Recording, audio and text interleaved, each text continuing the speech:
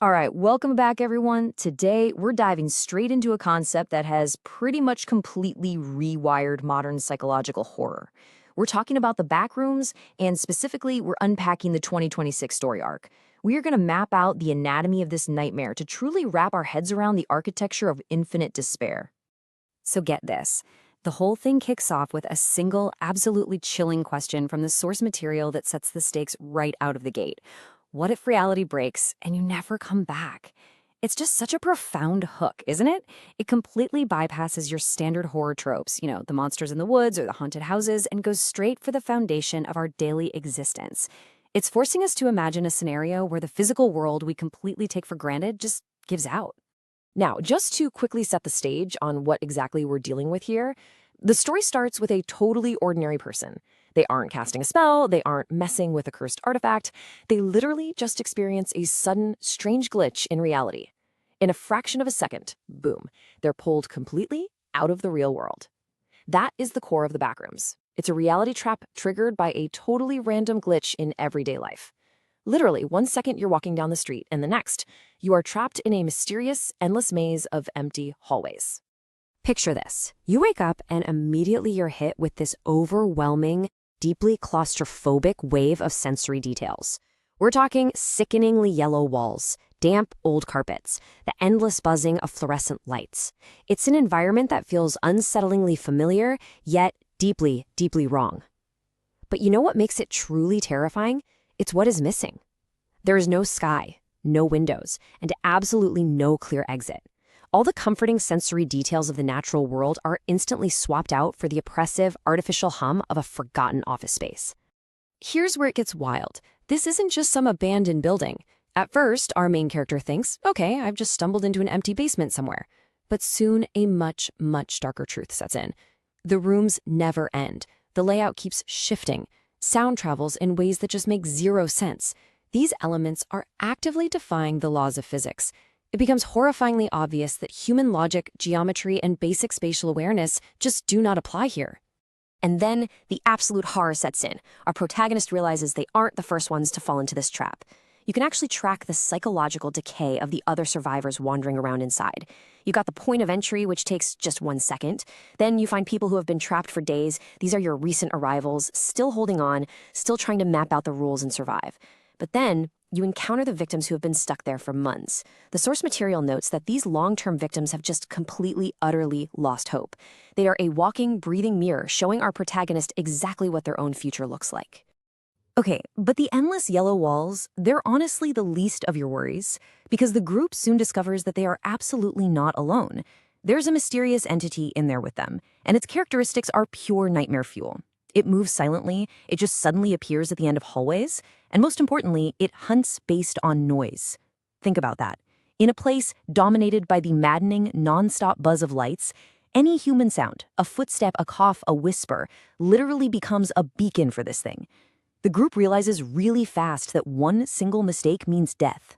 So what do? You try to organize the chaos. To survive without triggering an attack, the survivors resort to these incredibly desperate, systematic rules. They try to mark their paths. They look for some kind of mathematical or visual pattern in the rooms. They constantly search for an exit, and above all else, they stay dead silent.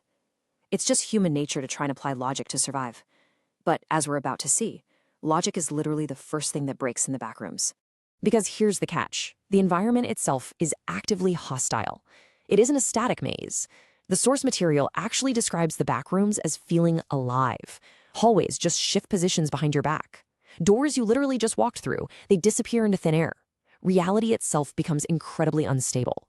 So all those careful survival tactics, like marking paths or finding patterns, completely useless. The map is constantly rewriting itself just to ruin their plans. Then, as the environment violently turns against them, comes this incredibly grim realization. Their group's numbers are quietly dwindling. People start disappearing one by one. And the scariest part? There are no grand battles or loud struggles. Remember, noise brings the entity. So people just silently vanish into the shifting geometry of the hallways, leaving the rest of the survivors feeling even more isolated and completely terrified. Which brings us to the climax. And man, it is devastating. We get this brief, shining moment of hope. The main character, finally finally finds what looks like an exit. But it's a trap. Every single time he tries to reach it, he ends up in a totally different hallway. It's an impossible loop. And that's when it hits him. This place might not have an exit at all. Or worse, every exit just drags you deeper into the backrooms. Oh, and to make matters worse, there is a terrifying psychological mechanic at play here. As the protagonist realizes they're trapped in a loop, their panic obviously spikes. But in the backrooms, fear isn't just a feeling, it's fuel. The hunting entity actually feeds off this rising panic and despair, and grows stronger because of it. It's this vicious, inescapable cycle. The environment breaks your mind, your fear skyrockets, and the monster hunting you becomes completely unstoppable. Ultimately, everything just completely falls apart. We hit the final breakdown. The remaining group is hopelessly lost within the shifting maze. Reality feels utterly, irreversibly broken. And perhaps the most unsettling part of the whole ordeal, time just stops making sense. The linear progression of seconds, minutes, and hours, the very thing that grounds our entire human experience, simply ceases to function. They are entirely unmoored from existence itself. And this right here is the absolute existential gut punch of the whole explainer. It completely redefines exactly what kind of prison this truly is. You are not trapped in a place, you are trapped in a level of reality. Which brilliantly explains why marking paths or looking for doors never stood a chance of working. You can't just walk out of the backrooms any more than you can walk out of the concept of gravity. It's a fundamental, inescapable layer of existence that they've unfortunately fallen right into. Now sure, a few of the survivors desperately cling to this tiny sliver of hope that there simply must be a way back. But the bleak truth?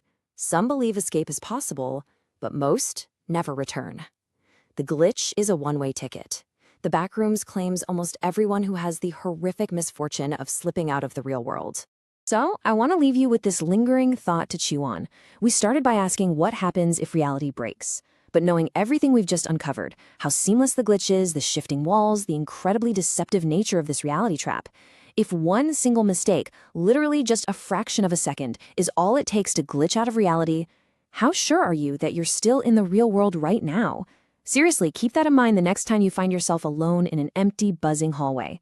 Thanks so much for joining me to break down this incredible story. Keep questioning your reality, and I'll catch you in the next explainer.